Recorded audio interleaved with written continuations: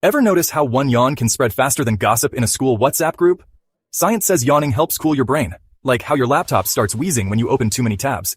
It is also contagious, thanks to mirror neurons. Basically, your brain goes, "Oh, you are tired? Cool. Me too. Let us do this together." Some scientists even think it helped early humans bond as a tribe. So yes, your group yawn equals ancient team-building exercise. But honestly, maybe we're just all tired of everything.